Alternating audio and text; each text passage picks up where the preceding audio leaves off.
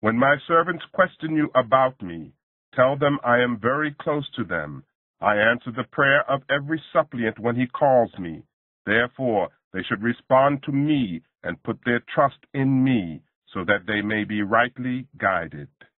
It is made lawful for you to approach your wives during the night of the fast. They are an apparel for you, and you for them. Allah knows that you were committing dishonesty to your souls, so He has relented towards you and pardoned you. Now you may approach your wives and seek what Allah has written for you. Eat and drink until the white thread of dawn appears to you, distinct from the black thread of night. Then complete your fast till nightfall. Do not approach your wives during itikaf. These are the limits set by Allah. Do not ever violate them. Thus Allah makes His revelations clear to mankind, so that they may guard themselves against evil. Do not misappropriate one another's property unjustly, nor bribe the judges in order to misappropriate a part of other people's property, sinfully and knowingly. They question you about the new moon. Tell them, it is to determine the periods of time for the benefit of mankind and for the Hajj. It is not righteous to enter your houses from the back doors during Hajj times. Righteousness is to fear Allah. Enter your houses through the proper doors and fear Allah so that you may prosper. Fight in the cause of Allah with those who fight against you, but do not exceed the limits. Allah does not like transgressors. Kill them wherever they confront you in combat and drive them out of the places from which they have driven you. Though killing is bad, creating mischief is worse than killing. Do not fight them within the precincts of the holy mosque unless they attack you there. But if they attack you, put them to the sword. That is the punishment for such unbelievers. If they cease hostility, then surely Allah is forgiving, merciful. Fight against them until there is no more disorder and Allah's supremacy is established. If they desist, let there be no hostility except against the oppressors. The sacred month in which fighting is prohibited is to be respected if the same is respected by the enemy. Sacred things, too, are subject to retaliation. Therefore, if anyone transgresses a prohibition and attacks you, retaliate with the same force. Fear Allah and bear in mind that Allah is with the righteous. Give generously for the cause of Allah, and do not cast yourselves into destruction by your own hands. Be charitable. Allah loves those who are charitable. Complete the Hajj and the Umrah for the sake of Allah. If you are prevented from proceeding, then send such offering for sacrifice as you can afford, and do not shave your head until the offerings have reached their destination. But if any of you is ill or has an ailment in his scalp which necessitates shaving, he must pay ransom either by fasting or feeding the poor or offering a sacrifice. If in peacetime anyone wants to take advantage of performing Umrah and Hajj together, he should make an offering which he can afford. But if he lacks the means, then let him fast 3 days during the Hajj and 7 days on his return, making 10 days in all. This order is for the one whose household is not in the precincts of the sacred mosque. Fear Allah and know that Allah is strict in retribution. Hajj is in the well-known month. One who undertakes to perform it must abstain from husband-wife relationship, obscene language, and wrangling during Hajj. Whatever good you do, Allah knows it. Take necessary provisions with you for the journey, and piety is the best provision of all. Fear me, O people endowed with understanding. There is no blame on you if you seek the bounty of your Rabb during this journey. When you return from Arafat, praise Allah near Mashar al-Haram. Praise Him as He has guided you. For before this, you were from the people who had lost the right way. Then return from where the others return and ask Allah's forgiveness. Surely Allah is forgiving, merciful. When you have fulfilled your sacred duties, praise Allah as you used to praise your forefathers or with deeper reverence. There are some who say, Our Rabb, give us abundance in this world. Such people will not have any share in the hereafter. But there are others who say, Our Rabb, give us good life both in this world and in the hereafter, and save us from the torment of the fire. Such people shall have their due share in both worlds, according to what they have earned. Allah is swift in settling accounts. Celebrate the praises of Allah during these appointed days. If anyone hastens to leave Mina after 2 days, or stays there a day longer, there is no blame on him, provided he spends these days in piety. Fear Allah and remember that you will surely be gathered before Him. Among the people, there is one whose speech fascinates you in this worldly life. He may even call upon Allah to witness what is in his heart, yet he is your staunch opponent. And when he leaves you, he directs his efforts towards causing mischief in the land, destroying crops and cattle. Allah, whom he makes his witness, does not like mischief. When it is said to him, Fear Allah, arrogance carries him off to sin. Hell will be the proper place for such a person, which is indeed an evil refuge. And among people there is one who would give away his life to seek the pleasure of Allah. Allah is affectionate to his devotees. O believers, enter into Islam completely, and do not follow the footsteps of Shaitan. Surely he is your clear-cut enemy. If you falter after receiving the clear-cut message, then keep in mind that Allah is mighty, wise. Are they waiting for Allah to come down to them in the shadow of clouds, along with the angels, and make his decision known? Ultimately, all matters will be presented to Allah for decision. Ask the children of Israel how many clear-cut signs we have given them. Anyone who substitutes the favor of Allah after it has come to him should know that Allah is strict in retribution.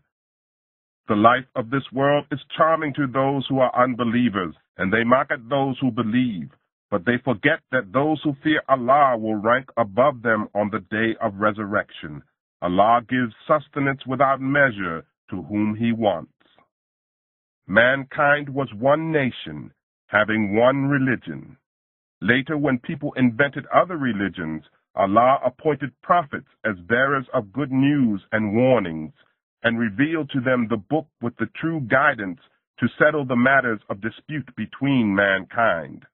But the very people to whom it was given started disputes after the clear arguments had come to them, because of rivalry between one another.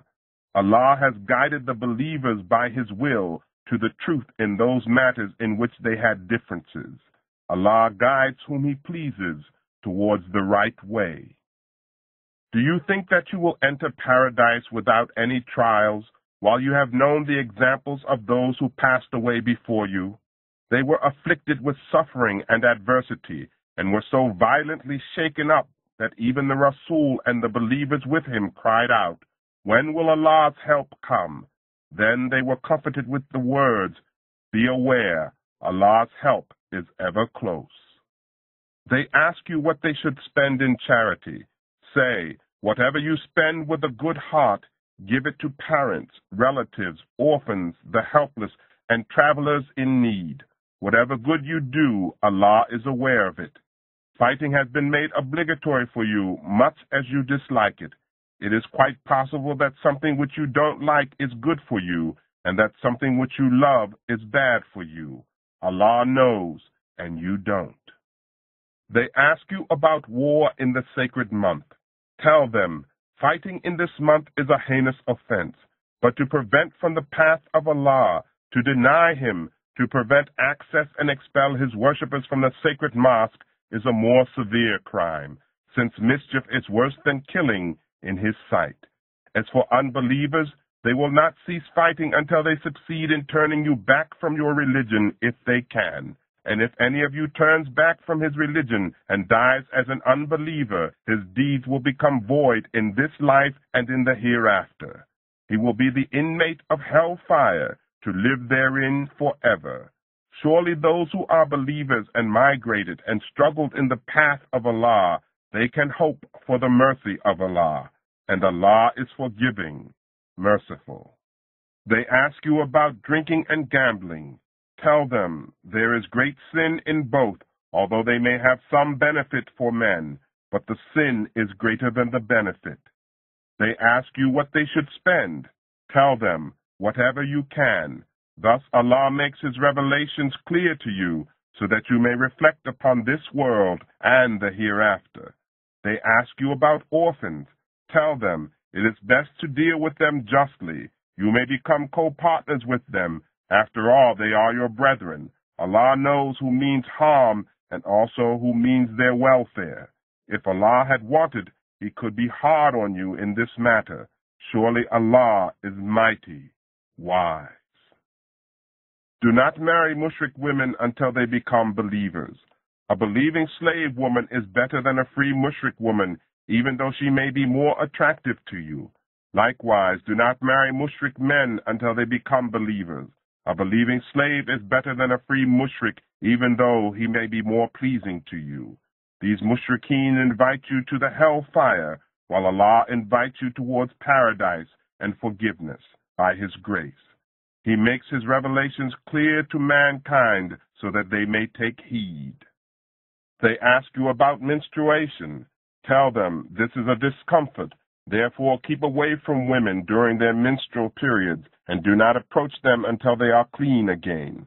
When they have cleansed themselves, then you may approach them in the manner Allah has enjoined for you. Surely Allah loves those who turn to Him in repentance and keep themselves clean. Your wives are your tilth, so go to your tilth when you like. Take care of your future and refrain from the displeasure of Allah. Bear in mind that you shall meet Him in the hereafter and give good news to the believers. Do not use Allah's name in your oaths as an excuse to prevent you from dealing justly, guarding against evil, and making peace between people. Allah hears and knows everything. Allah will not hold you accountable for what is inadvertent in your oaths, but He will hold you accountable for what you intended in your hearts. Allah is forgiving, forbearing.